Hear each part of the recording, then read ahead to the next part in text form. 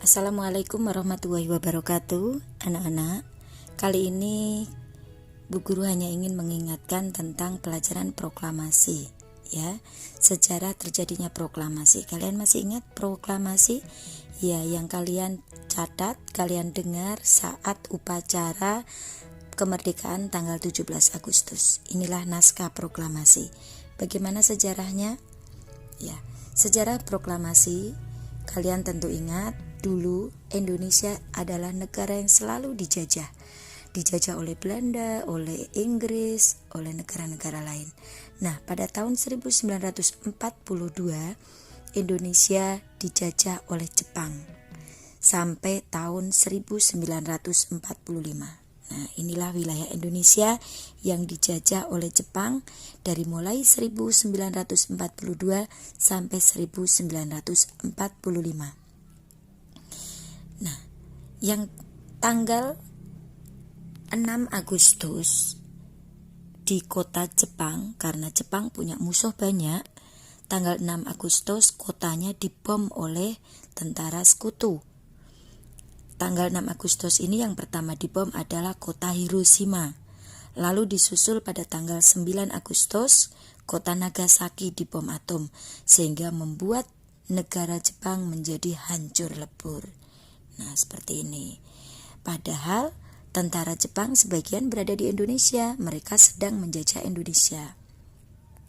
Nah, pada tanggal 9 Agustus ini bertemu pemimpin Indonesia yaitu Insinyur Soekarno beserta orang Jepang. Waktu itu mereka bertemu dan orang Jepang menjanjikan akan memberikan kemerdekaan kepada Indonesia. Orang Indonesia tidak tahu kalau tanggal 9 Agustus itu negara Jepang sedang dibom oleh sekutu. Nah, pada tanggal 14 Agustus karena negara Jepang sudah hancur, akhirnya negara Jepang menyatakan menyerah kepada sekutu. Saya menyerah, kalah kepada sekutu. Lalu golongan muda itu para remaja yang ada di Indonesia mendengar dari radio bahwa negara Jepang sudah kalah oleh sekutu. Nah, pada tanggal 15 para pemuda ini yaitu Khairul Salah berdiskusi dengan teman-temannya, mengadakan rapat membicarakan tentang proklamasi, menemui para golongan tua Insinyur Soekarno dan teman-temannya untuk memerdekakan Indonesia. Tetapi apa jawaban Insinyur Soekarno? Beliau mengatakan sabar dulu karena Jepang sudah berjanji akan memberi kemerdekaan. Nah, golongan muda tidak terima. Mereka akhirnya apa? Golongan muda akhirnya menculik Insinyur Soekarno dan Mohatta. Mereka diculik untuk apa? Agar tidak Insinyur Soekarno dan Mohatta ini agar mereka tidak dipengaruhi oleh Jepang, sehingga Insinyur Soekarno dan Mohatta diculik oleh golongan muda.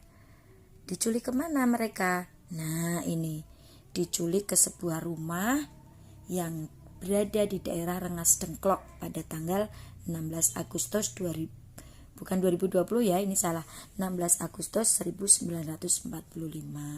Rengas Dengklok ini di mana? Yaitu di daerah Jawa Barat.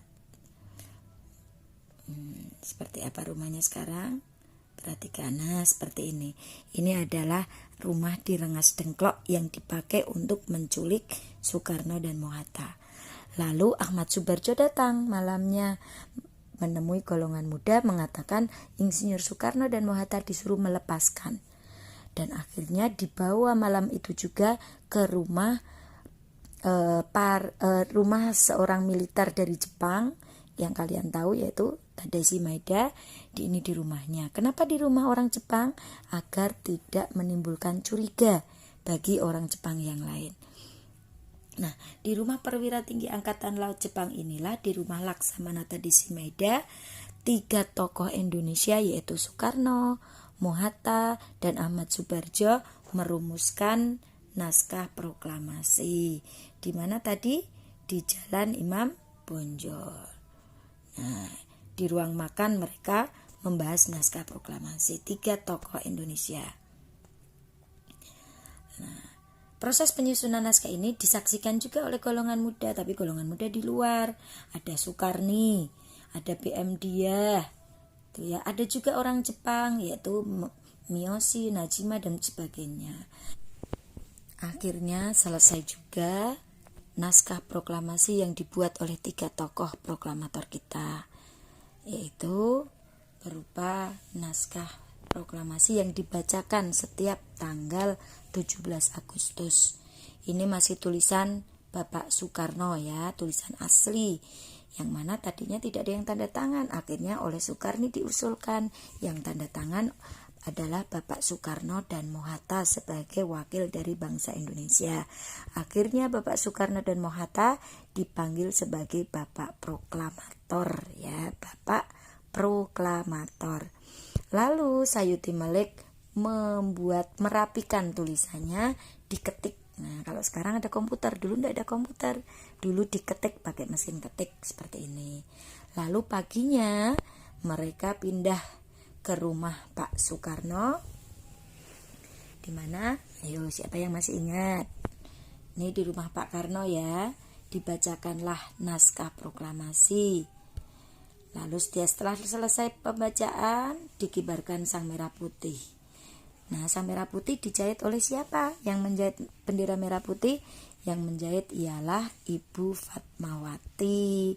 Ibu Fatmawati ini siapa? Beliau adalah istrinya Pak Soekarno. Ya, beliau yang menjahit bendera pusaka yang pertama. Dan bendera itu masih ada disimpan dalam Museum Nasional. Lalu kemana ya naskah proklamasi yang asli yang tulisan tangan?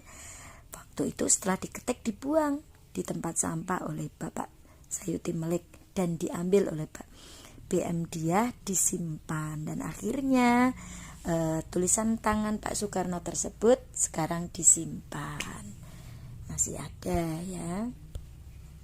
Nah, kalian sudah mengenalkan 3 tokoh ini, Bapak Soekarno, Bapak Mohatta, Ahmad Subarjo ialah 3 orang yang menyusun naskah proklamasi. Kalau Bapak proklamatornya 2 orang, Bapak Soekarno dan Bapak Hatta. Siapa lagi nih tokoh proklamasi kita? Banyak sekali. Ini yang Bu Ika tulis, Bu Ika gambarkan hanya beberapa.